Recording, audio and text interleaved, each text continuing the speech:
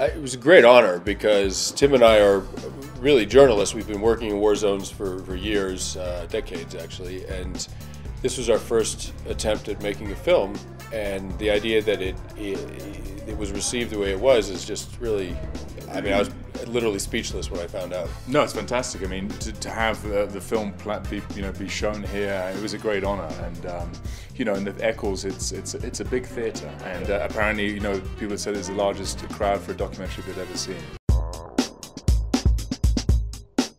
It's very tough when on opening night because you have so many things going through your head, and it's hard to really relax and take in the whole atmosphere. I mean, I got up on the stage and then the lights were so bright I could hardly see who was out there, and so all I know is that I was pretty nervous, and but the Q&A I think went really, really well, and people seemed really engaged with the whole subject.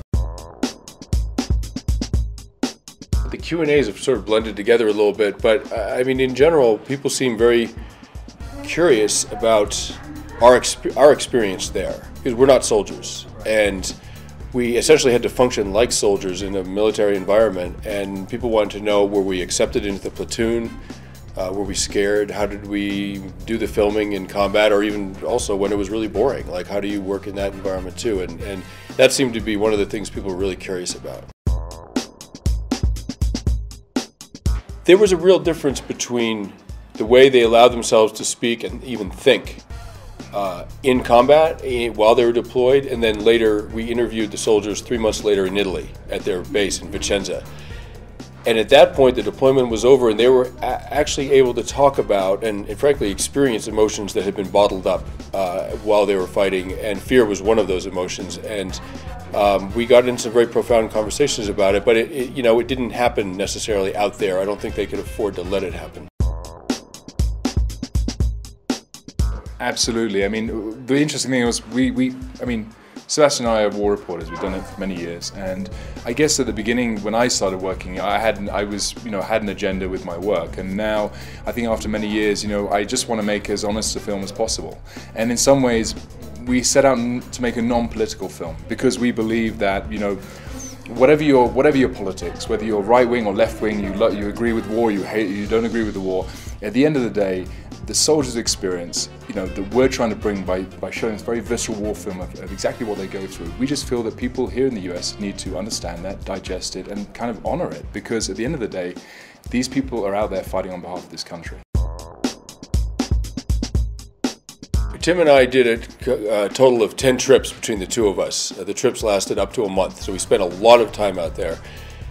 And not only were we accepted into the platoon after 2 or 3 trips, we really became part of the platoon, but we became very good friends with those guys. And I'm from a pretty liberal background. I'm from New England, et cetera, et cetera. I grew up during Vietnam. I brought a lot of personal feelings to the story, and it was very interesting to watch the affection that I had for those soldiers sort of erode preconceptions I had about the U.S. military, about soldiers. I mean, I have other opinions about war, but as far as American soldiers go, it definitely changed almost day by day when I was out there. My first trip to Afghanistan was 1996 during the terrible civil war that was going on there. I was back there in 2000. The war was still terrible. 2001, when the Northern Alliance took Kabul, I went into Kabul in the back of a pickup truck, and then I started working with American soldiers there. I mean, it's interesting for me because, the situation there right now is not good. But in my mind, I compare it to the situation in the mid-90s, which was off the charts terrible. I mean, a bloodbath. When the U.S. went into Afghanistan, something like 25% of all infants died of disease.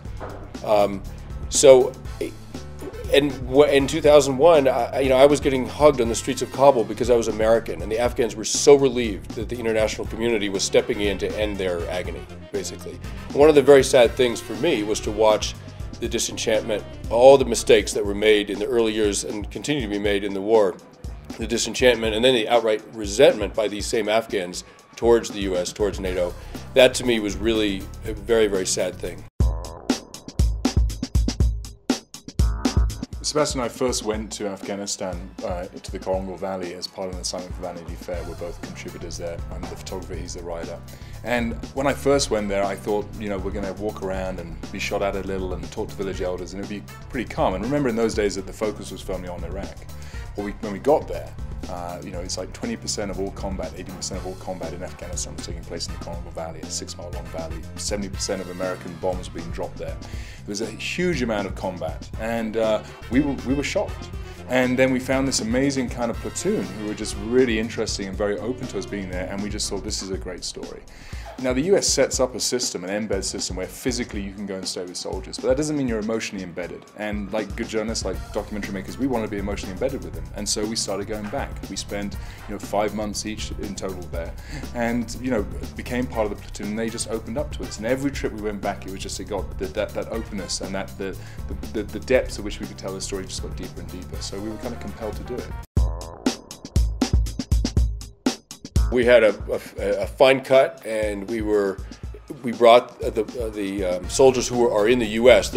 Almost all of them are still in the Army, and about half the original platoon it was in the U.S. And we brought them to New York with their wives and showed them the movie, and they just loved it. And interestingly, the wives also were really grateful to see. They were seeing a reality that their husbands or boyfriends are not able to talk about, but the women want to know, and the movie became a way for them to understand the experience of their husband or boyfriend in ways that the guy really couldn't talk about very well. I mean, absolutely. You know, this isn't an art house film. You know, this is a film for real middle America. I mean, if you think about it, there are over 22 million households, you know, who have loved ones either serving currently in the military, who have served in the military. And the soldiers don't come back and tell their wives or their girlfriends like what they went through. And yet those people are dying to know out like, what did my loved one go through? And I think this film kind of brings them as close as possible to that. And it's great consolation for them to see a film like this. I think at the end of the day, we've made an honest film. And I think the soldiers that saw it and the wives that saw it realize that and appreciate that.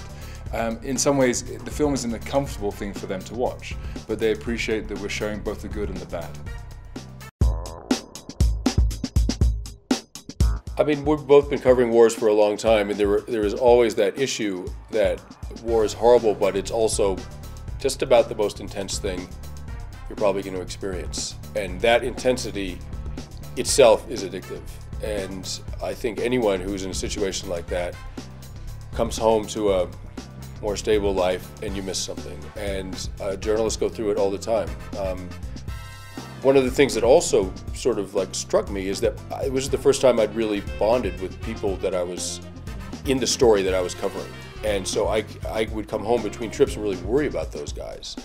And in the other wars that I've covered in Africa and Eastern Europe, I didn't quite have that same experience.